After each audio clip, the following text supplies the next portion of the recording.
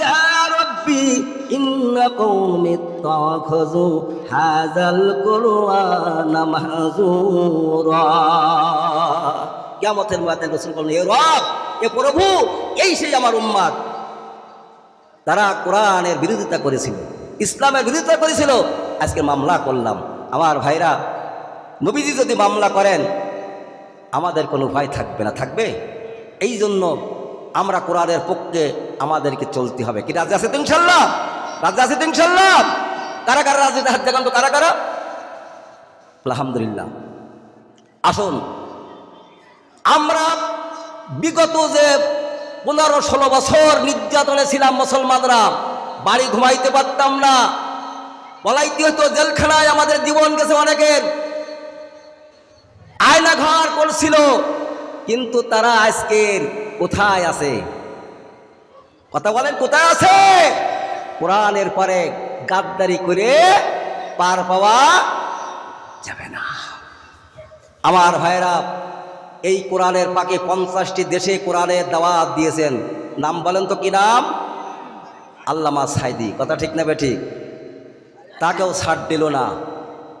এমন নির্যাতন করেছে আল্লামা সাঈদীকে, মুসলমানের দয়া হইতে পারে একজন বরিশালের পুলিশ কর্মকর্তা দিয়ে রিমান্ড নেওয়ার জন্য তাকে বলা হচ্ছে, এক হিন্দু ভদ্রলোক, তুমি তো দারোগা, মুসলমানরা হয়তো দয়া করতে পারে, মুসলমানের ধর্ম আর হিন্দুদের ধর্ম আলাদা, তুমি আল্লামা সাঈদীকে রিমান্ড নেবে। বরিশালের ওই ভদ্রলোক দারোগা শ্রী প্রকাশ করেছেন, যাবি যখন রিমান্ড যখন নেওয়ার জন্য কিছু রাত্রের গভীর রাত্রে রিমান্ড দিতে হয়। গভীর রাত্রে যখন রিমান্ডটা কখন নেয়? গভীর রাত্রে নেয়। আবার হিন্দু এই দারোগা বর্ণনা করেন, ও মুসলমানেরা শোনো, আমি যখন গভীর রাত্রে গেলাম, কোরআনের পাখির রুমের ভিতরে দেখি যে উনি নামাজরত অবস্থায় আছেন। বলেন সুবহানাল্লাহ। আমি লক্ষ্য করে দেখি সিজদায় যেন কি বলতেছে, কারণ উনি তো জানে না অমুসলিম। বলতেছে আল্লামা সাঈদী সিজদার ভেতরে যেন কার সঙ্গে কথা বলতেছে বিড়বিড় করে। আমি চিন্তা করলাম, যদিও আমি অমুসলিম, কিন্তু এই কোরআনের পাকে যার তামাম পৃথিবীতে যার মর্যাদা কোরআনের দাওয়াত দেশে, আমি কেমন করে নামাজরত অবস্থায় তাকে রিমান্ড নেব? ওই দারোগা ভদ্রলোক অমুসলিম, উনি বললেন, আমি ফিরে আসলাম আবার অফিসে, আমার জায়গায় ফিরে আসলাম, যে নামাজ শেষ হোক, তারপর আমি তাকে রিমান্ড নেব। আমার ভাইরা, হিন্দু ভদ্রলোক বলল, ওই দারোগা বলতেছে, তারপর আধা ঘন্টা 1 ঘন্টা পরে যে আমি যখন যেয়ে দেখি উনি মুনাজাত করতেছেন হাত তোলে, আর চোখের পানি ছিঁড়ি উনার গাল ভিজে যাচ্ছে। আমি চিন্তা করলাম, আমি কেমন করে এই ব্যক্তি রিমান্ড নেব? না না না, অসম্ভব। খাবার ভাড়া উনি বর্ণনা করেন, বারবার আমার কাছ থেকে উপরের দারোগারা ফোন করতেছে, কি ব্যাপার দারোগা, তুমি রিমান্ড নেছো কিনা? হাই নেব, কিন্তু একটু সমস্যা হচ্ছে। বলে, কি সমস্যা? রিমান্ড নাও না কেন? তোমাকে তো আমরা পাঠাইছি রিমান্ড নেওয়ার জন্য। অমুসলিম দারোগা কয়, হুমকি দেওয়ার পরে আমি চিন্তা করতেছি কি করা যায়। ভাইরা আবার, অমুসলিম দারোগা কোরআনের পাককে ছিল, কিন্তু মুসলমান হয়ে, নামদারি মুসলমান হয়ে কোরআনের পাকে ছিল না। কথা ঠিক না বেঠিক? হিন্দু দারোগা বলল, তারপরে সেখান থেকে আমি 1-1.5 ঘন্টা পরে আমি আসলাম, দেখি যে এখন কোন অবস্থায় আছে। হিন্দু দারোগা 1 পায়ে 2 পায়ে করে যখন আস্তে করে রুমের দিকে আসলো, আল্লামা সাঈদী হাতটা মাথায় দিয়ে লম্বা রুমের ভিতরে শুয়ে রয়েছে। উনি লক্ষ্য করে বলতেছে, দেখে যে সাঈদী আর নাই, যেন বিশাল আকারের সাঈদী, পাটা একেবারে ওই মাথাটা এই মাথায় মনে করা যাচ্ছে বিশাল আকার ধারণ করেছে। বলেন সুবহানাল্লাহ। ওরে ফিরে আসে ডুকরে কেঁদে বলতেছে, ভগবান, ঈশ্বরে সাধারণ কোনো মানুষ না, নিঃসন্দেহে তোমার একজন পাঠানো ফেরেশতা, আমার চাকরি থাক বা না থাক, আমার চাকরি চলে গেলেও আল্লামা সাঈদীকে আমি রিমান্ড নিতে পারবো না। বলেন সুবহানাল্লাহ। সেই আল্লামাকে বিষ প্রয়োগ করে জালেম স্বৈরাচার খুনি হাসিনা আল্লামা সাঈদীকে হত্যা করেছে। কথা ঠিক না ঠিক? আল্লামা সাঈদী বলেছিল ওনাকে হত্যা করা হয়েছে 14 আগস্ট। কত আগস্ট? 14 আগস্ট। ওনার একটা আলোচনায় আছে, উনি বলেছিলেন যে কোন জালিম সরকার যদি আমাকে হত্যা করে 1 বছরের আগে আল্লাহ পাক তাকে প্রথম কোথায় দেবে। বলেন সুবহানাল্লাহ। বলেছিল না? আল্লাহ পাক 1 বছর যাইতে দেয় নাই, 9 দিন আগেই 5 আগস্ট বিদায় করে দিয়েছেন। কি ঠিক কিনা আমার ভাইরা? বিদায় করে দিয়েছেন। আল্লামা সাঈদী বলেছিল বাংলাদেশে তোমাদের জায়গা হবে না, মামুর বাড়ি ভারতে যাইয়েছে, তোমাদের জায়গা হবে না। কথা ঠিক নেবে ঠিক? মামুর বাড়ি ভারতে ছাড়া তোমাদের কেউ জায়গা দেবে না। আসলেই সে ভারতে গেছেন। কথা ঠিক নেবে ঠিক? কথা কান তার কথা করে একেবারে যেন দিবালকের মতো সত্য প্রমাণিত হচ্ছে। ঠিক কিনা আমার ভাইরা? এই ছিল 14-15 বছরের আমাদের জীবন ব্যবস্থা। 104 জন শিশুকে হত্যা করেছে এই জালিম। কতজন? 104 জন শিশুকে হত্যা করেছে। 2000-এর মতো মানুষকে হত্যা করেছে। আপনি চিন্তা করতে পেরেছেন? এখানে কয়জন? 2000 মানুষকে হত্যা করেছেন। ইমন নামে একটা ছেলে 14-15 বছর বয়স, তার মা সাংবাদিকদের সামনে আসছে। ইমন নামে, কি নাম? ইমন। ইমন ভাত খাইতে বসছে। আপনার ছাত্ররা মিছিল নিয়ে আসছে, বৈষম্য ছাত্ররা মিছিল নিয়ে আসছে। মিছিল চলতেছে, খুনি হাসিনা বিদায় নাও, এক দফা এক দাবি, খুনি হাসিনা কবে যাবে, স্লোগান চলতেছে, স্লোগান চলতেছে।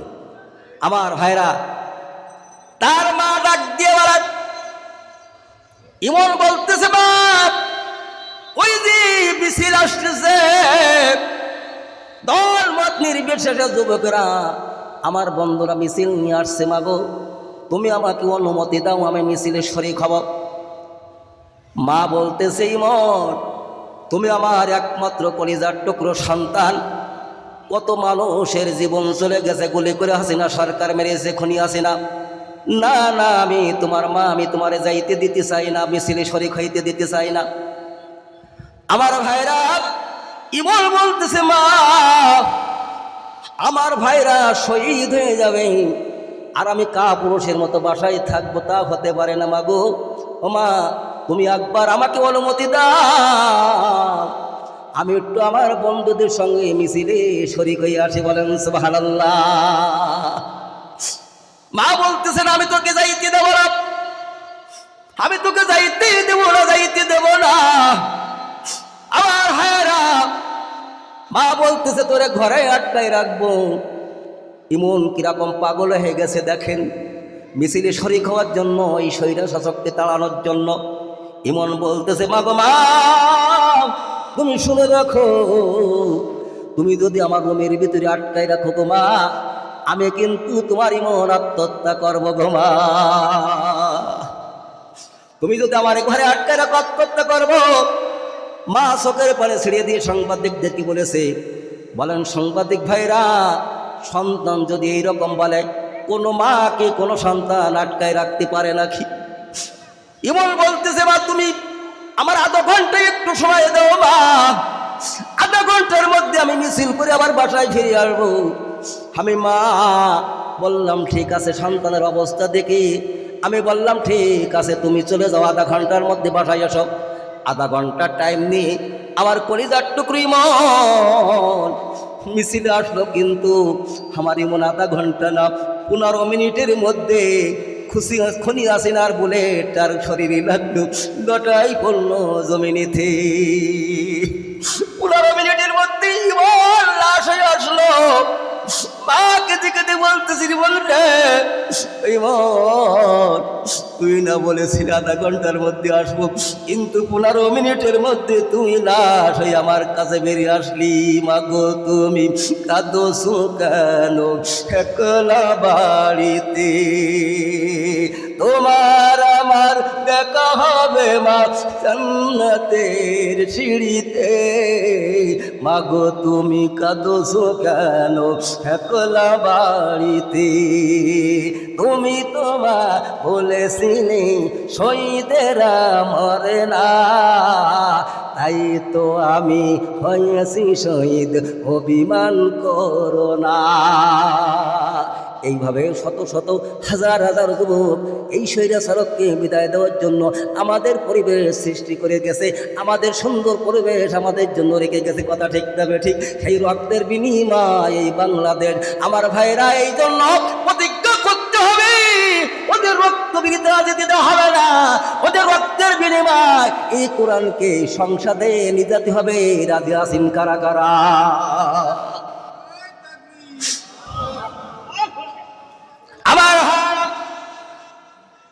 এইভাবে বাংলাদেশ থেকে রক্তের বিনিময় দ্বিতীয়বার স্বাধীন হয়েছে ভাইজান। এই জন্য আমাদেরকে সব সময় ইসলামের পক্ষে, কোরআনের পক্ষে থাকতে হবে। যেমনি ভাবে সাহাবা কেরামরা রক্ত দিয়েছেন, কথা ঠিক না ঠিক? এই সাহাবা কেরামদের রক্তের বিনিময় এই পর্যন্ত ইসলাম আসছে, কথা ঠিক না ঠিক? সাহাবা কেরামদের জীবনের বিনিময়, রক্তের বিনিময় এই পর্যন্ত কোরআন আমাদেরকে আল্লাহ পাকের রাসূল পৌঁছাই দিয়েছেন। নবীজি বললেন, বিদায় হজে বললেন, তোমাদের দুটি জিনিস রেখে গেলাম। কয়টা জিনিস? দুটি জিনিস রেখে গেলাম, কিতাবুল্লাহ আর কিতাবুস সুন্নাহ। রাসূলের সুন্নাত এবং এই কোরআন রেখে গেল। আমার ভাইরা, এই কোরআন যতদিন পর্যন্ত আছে, দুনিয়া ততদিন পর্যন্ত আছে, কথা ঠিক নেবে ঠিক? কোরআন থাকবে না, দুনিয়া থাকবে না, আল্লাহ দুনিয়া শেষ করে দেবে। আমাদের সকলকে চলে যাওয়া লাগবে না, লাগবে না, সব ধুয়ে যেতে হবে ভাইজান। কিছু সঙ্গে যাবে না, একমাত্র সঙ্গে যাবে আমার আমল, কথা ঠিক নেবে ঠিক? হতে পারে আজকের জীবনের শেষ মোনাজাত, হতে পারে শেষ মাহফিল আমাদের জন্য, হতে পারে আজকের মাহফিলটা আমাদের নাজাতের ওসিলা হয়ে যাবে, কথা ঠিক নেবে ঠিক? আজ নয় কাল তুমি যাইবা কবরে, আজ নয় কাল তুমি যাইবা কবরে, যাইবার কালে দেখবে সে গো তোমার সবে রইবে পড়ে, যাইবার কালে দেখবে সে গো। বলেন আজ নয় কাল, সকলে বলেন আজ নয় কাল তুমি যাইবে কবরে, যাইবার কালে দেখবে সে গো তোমার সবে রইবে পড়ে, যাইবার কালে দেখবে সে গো। আরে দাদা গেছে, বাবা গেছে, কেউ তো ফিরে আসলো না, তোমাকেও যেতে হবে অন্ধকার ওই কবরে, কি ঠিক না ঠিক? এই জন্য আমাদের কবরের সকলকে চলে যেতে হবে, কিছু নিজানো যাবে না, একমাত্র যাবে আমার আপনার আমল, আমার নেকি, কথা ঠিক না ঠিক? আমার ভাইরা, এই কোরআন যদি সংসদে যায়, প্রথম কোন আইনটা পাস হবে বলেন তো? কোন আইন পাস হবে? নামাজ। কোন আইন? নামাজ।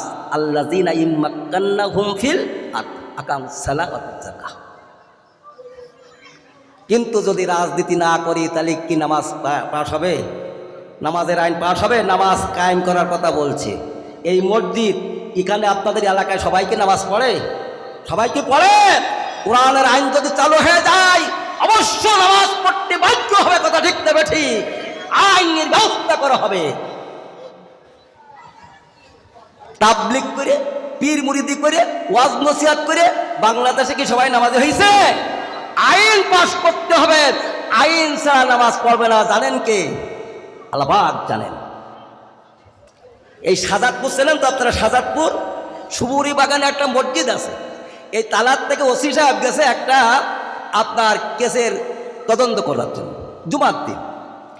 তো মসজিদে ঢুকছেন জুমার দিন, ঢুকি দেখে লোক অল্প। ওসি সাহেব বলতেছে, ইমাম সাহেব এ কি মুসলমান এলাকায় নাই? কাছে স্যার আছে কিন্তু নামাজ পড়তে চায় না। ওসি সাহেবটা খুব ভালো। ওসি সাহেব বলল, আচ্ছা নামাজ পড়তে আসে না তাই না, ঠিক মতো বলছে হাই স্যার। বলে আগামী জুম্মায় আমি আসবো, আমি একটা ব্যবস্থা নেব। কে বলছেন? থানার ওসি সাহেব বলছে। বোঝেন ক্ষমতা কাকে বলে। এখন যারা ছিলেন তারা কিছু মানুষ শুনছে, শোনার পরে প্রচার হয়ে গেছে ওসি সাহেব আগামী জুম্মায় আসবে। ওসি সাহেব আসি নাই। ওসি সাহেব ইমাম সাহেবকে মোবাইল করছে, হুজুর অবস্থা কি? বলে স্যার আপনি বলে গেছিলেন তো সুবরে বাগানে আর মানুষ ধরতেছি না নামাজের। দেখছেন?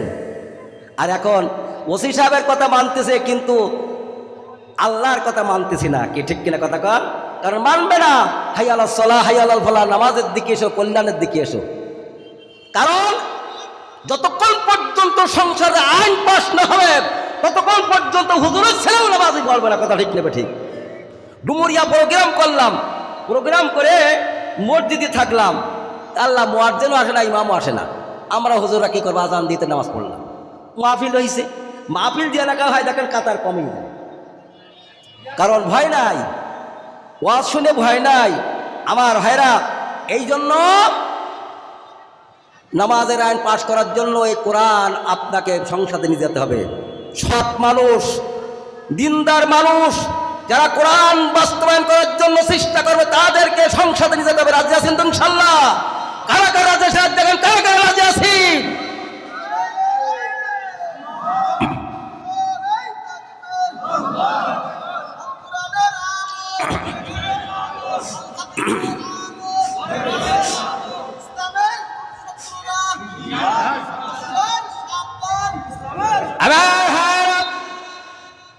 অথচ প্রতিদিন আল্লাহ পাক ডাকতেছে হাইয়া আলাস সালাহ, হাইয়া আলাল ফালাহ, নামাজের দিকে এসো, কল্যাণের দিকে এসো। আমরা সেই খেয়াল দিচ্ছি না, প্রকোপ করতেছি না। আমরা বলতেছি ঘেরের দিকে আমার কল্যাণ, দোকানের দিকে কল্যাণ। মুয়াজ্জিন যতই তুমি ডাকো না কেন কাজ হবে না। আমরা তাই বলে দিচ্ছি। আল্লাহ বলেন, আল্লাহ রাব্বুল আলামিন বলেন, আমি ফজরে জোরে ডাকলাম, জোরে ডাকলাম, আসরে ডাকলাম, মাগরিবে ডাকলাম, ইশায় ডাকলাম, প্রতিদিন 5 বার করে ডাকলাম রে বান্দা। কিন্তু তোরে যখন আমি পাইলাম না, তোর মতো বান্দা বান্দে দিয়ে আমার কি কাজে লাগবে? শোন, ওয়াকুদুহান নাস ওয়াল হিজারা উহিদ্দাত লিল কাফিরিন। তোর মতো বেনামাজি বান্দা লাকড়ি বানাবো জাহান্নামের।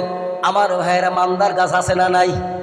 মান্দার কাছে কি খাট পালঙ্গ হয় নাকি? ফার্নিচার হয় নাকি? কি কাজে লাগে? তাহলে বেনামাজি দিয়ে আল্লাহ পাক জাহান্নামের লাকড়ি বানাবে। আজান শোনে যারা